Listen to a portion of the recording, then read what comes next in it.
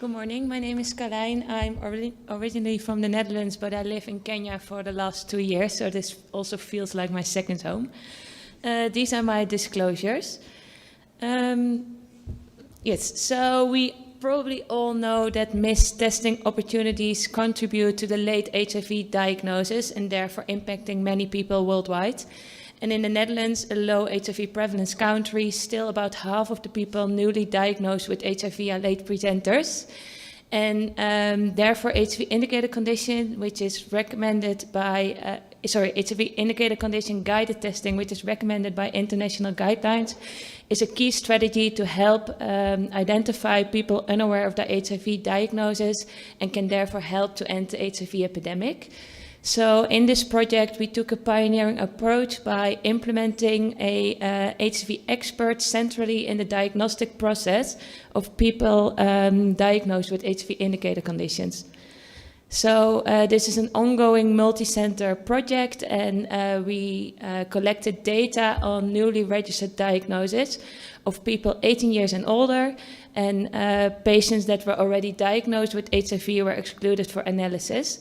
So we developed a tool that used the ICD-10 and standard health insurance codes, which are mandatory to use in Dutch hospitals.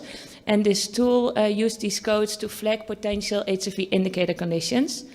So the HIV team intervention consisted of department-specific educational sessions and also proactive peer-to-peer HIV testing recommendations given by an HIV expert to the treating physicians of patients with HIV indicator conditions.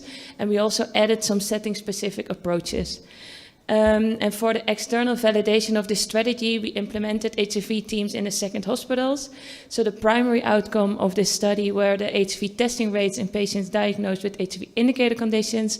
And we also looked at the HIV testing rate over time, per specialty, the HIV prevalence, reasons for physicians to withhold HIV testing, and of course the external validation.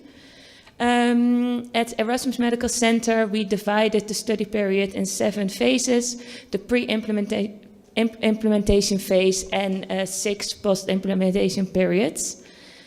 So if we look at the HIV testing rate, during the study period, we had over 300,000 newly registered diagnoses, of which about 8% were flagged by our tool. And after manually assessing the electronic health records of these patients, 2,500 HIV indicator conditions were confirmed by the HIV team.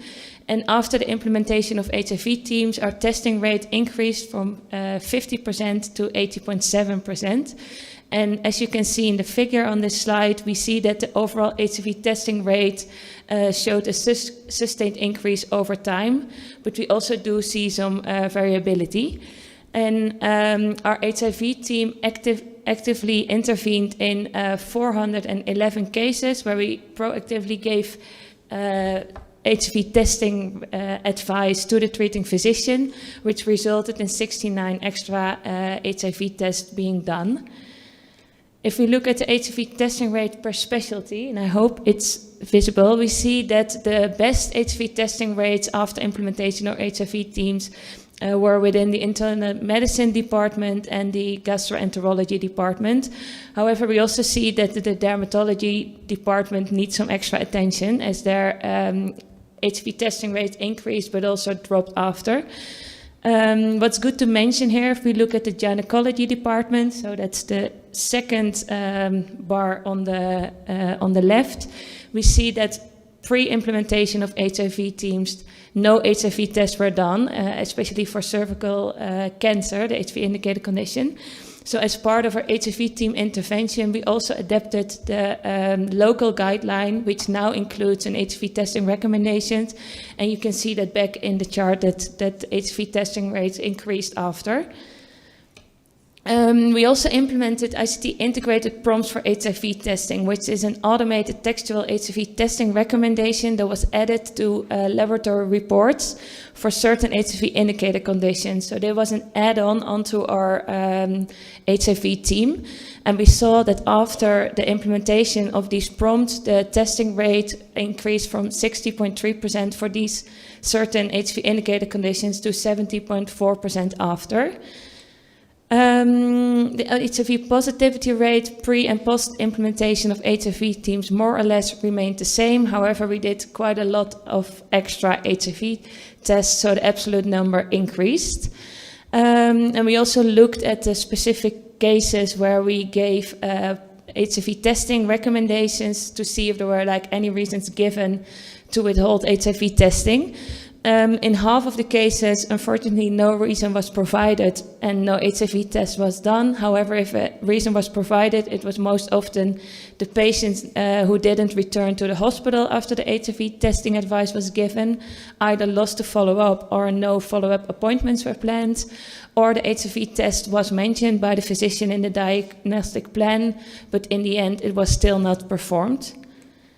We also looked at factors that were of influence of being tested for HIV, and we found that women and patients with indicated conditions where the national guideline didn't contain an HIV testing recommendation were less often tested for HIV.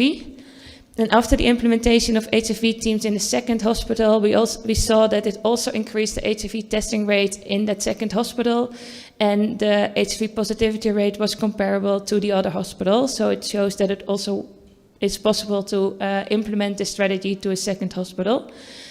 So in conclusion, implementing HIV teams works. It significantly and sustainably increased the HIV indicator condition guided testing rates, and it can be successfully expanded across hospitals.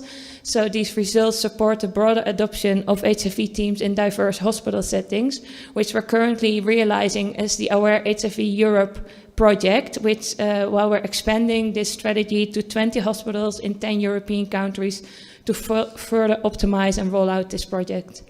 Thank you.